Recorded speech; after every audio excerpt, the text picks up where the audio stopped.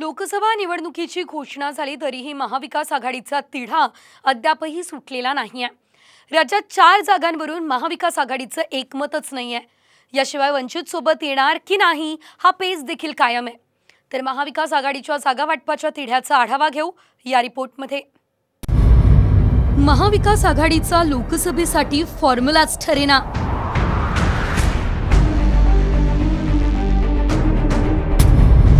ठाकरे गटाला मोठ्या भावाचा मान मिळणार। सांगलीच्या जागेवरून महाविकास आघाडीचा तिढा कायम। राज्यात महाविकास आघाडीचं जागा वाटप काही केल्या निश्चित होत नाहीये। आधी वंचितच्या प्रस्तावावरून बऱ्याच घडामोडी घडल्या। असं असताना आता काँग्रेसचे आमदार देखील आक्रमक झाले असल्याचं दिसतंय।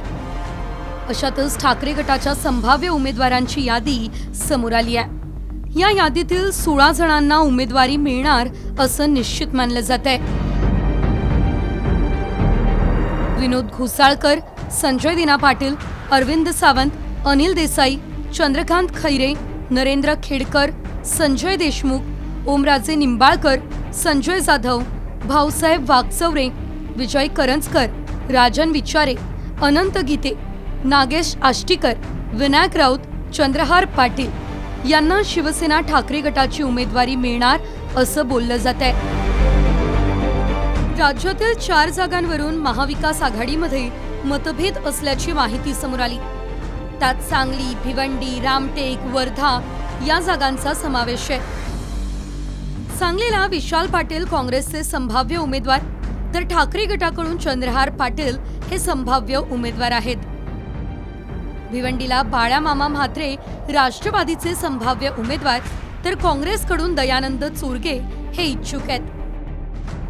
रामटेकची जागा राखीव असून तिथून काँग्रेस उमेदवार देण्यासाठी आग्रही आहे आणि वर्ध्याच्या जागेसाठी काँग्रेस आणि पवार गटात स्पर्धा दिसते आहे। दरम्यान ठाकरे गटाची उमेदवारांची ही यादी खोटी असल्याचं संजय राऊत यांनी म्हटलं। शिवसेनेची यादी अद्याप प्रसिद्ध झालेली नाही। अधिकृतपणे शिवसेनेनं कोणतीही नावं जाहीर केलेली नाहीत, पण अंदाज आहेत त्यानुसार याद्या आहेत। मी काही नावं पाहिली, चुकीची नावं आहेत ती। यादी खरी की खोटी यापेक्षा यादीमध्ये सांगलीच्या जागेसाठी चंद्रहार पाटील यांचं नाव समोर आलं।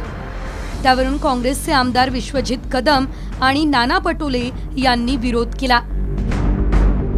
सांगलीमध्ये आम्ही चंद्रहार पाटील डबल महाराष्ट्र केसरी यांना माननीय उद्धव साहेबांनी उमेदवार म्हणून घोषित केलेलं आहे। तसं आता प्रत्यक्षपणे पण अप्रत्यक्षपणे, आणि मला वाटतं 2 दिवसातच सांगलीमध्ये उद्योजित झालेल्या सभेसाठी चंद्रहार पाटलांच्या प्रचार सभेसाठी मिरजला मोठी सभा आहे, तिथे चालले।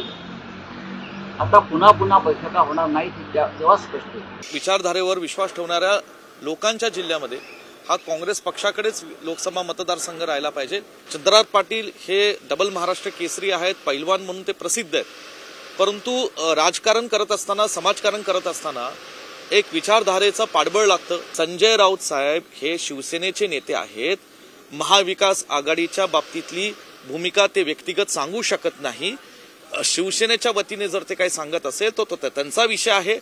नाही, आमचं 4-5 जागेचं डिस्प्यूट आहे, त्या चर्चेवर आहोत आणि मला वाटतं की 4-5 जागेची चर्चा संपेल आणि 1-2 दिवसामध्ये क्लिअर होईल। सांगलीची जागा काँग्रेस पक्षच लढेल आणि त्या पद्धतीची आमची चर्चा सुरू आहे आणि चर्चेच्या भागामध्ये आहे, त्याच्यामुळे आज आम्ही त्या जागेला जाहीर करत। दुसरीकडे वंचित आघाडीच्या जागांचा तिढा अजूनही सुटलेला नाही आहे। 4 जागांच्या प्रस्तावावर वंचितने अजूनही उत्तर दिलेलं नाही आहे।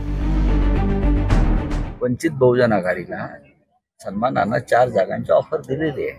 वंचितला किती जागा देण्याचे ठरले साहेब? 4 सहमत झाले का? चर्चा चालू आहे, आंबेडकर साहेब आता बोलतील। प्रकाश आंबेडकर यांना सन्मानजनक जागा दिल्या असून आंबेडकरांनी भूमिका स्पष्ट करणं गरजेचं आहे असं राऊतांनी म्हटलं। आता वंचितला सोबत ठेवून महाविकास आघाडीचा जागा वाटपाचा तिढा सुटणार का हे पाहणं महत्त्वाचं ठरेल.